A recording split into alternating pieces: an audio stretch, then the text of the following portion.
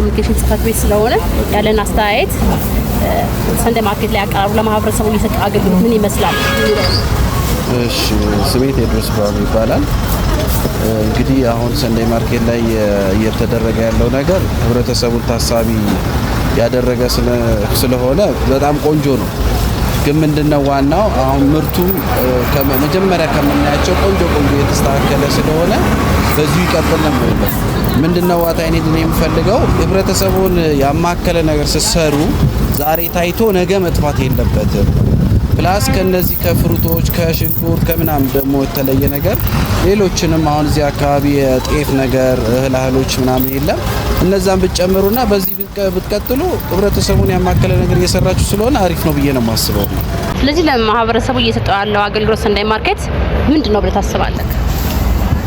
በቃ ማለት እኛ ማህበረሰብ ያው ይታወቅ ያለው ከሚድል ክላስ በታች ያለው በአጠቃላይ ያለው ኢንካም በጣም ትንሽ ስለሆነ ይሄ ሰንደይ ማርኬት ደግሞ ይሄንን የተወሰነች 5 ብርም ትልቅ አድቫንቴጅ ስላላት ያንን ነገር ያማከለ ነገር ሲሰራ ለህብረተሰቡ በጣም ደስ ይለዋል።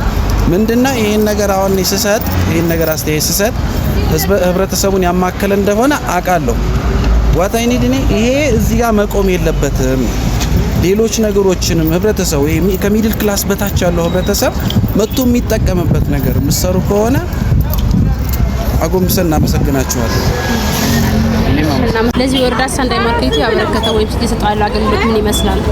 ያው ማለት በጣም ደስ የሚል ነገር ነው። ሰንደይ ማርኬት ጀስት ህዝቡ ሞር ተጠቃሚ የሚሆንበት መንገድ ነው ብዬ አስባለሁና ሰንደይ ማርኬት እዚህ አካባቢ በመምጣቱ ጀስት ህዝቡ በጣም ብዙ እየተጠቀመ ያለው ነገር አለ። እንደምታየው ሁሉም ነገር መንግስት ባወጣው ተመን ነው እየተሸጠ ያለው አይደል? በጣም ተጠቃሚዎች እየሆንን ያለ ነው ማለት በጣም ደስተኞች ሆነን እዚህ አካባቢ ሰንደይ ማርኬት በመምጣቱ። ማህበረሰቡ ተጠቃሚ ነው ብለሽ ታስቢያለሽ? ያ በሚገባ ማህበረሰቡ ተጠቃሚ ነው።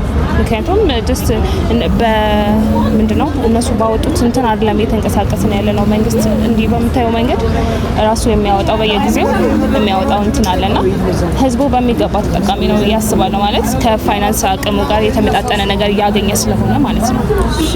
እሺ የዋጋ ልዩነት ከውጭ ካለው ጋር ሰንደይ ማርኬት ያለው ልዩነት ምንድነው ብለሽ ታስቢያለሽ? በጣም ልዩነት አለው። ሰንደይ ማርኬት የምታገኘው የዋጋ ሌሎች ቦታዎች ላይ አታገኙም። ለምሳሌ አሁን ወጣ ብለሽ ልጠይቂ ትችላለሽ ሱቆች ላይ ምናምን ሌሎች እንደዚህ አይነት መደብሮች ላይ ሄደሽ ልጠይቂ እዚህ የምታገኘው ለምሳሌ ሽንኩርት እዚህ 30 ብር ነው አይደል ዛሬ የተሸጠ ያለ ሌላ ቦታ ላይ ብትሄጂ በዚህ ዋጋ አታገኙ። ስለዚህ ሰንደይ ማርኬት በጣም በቃ እናመሰግናለን።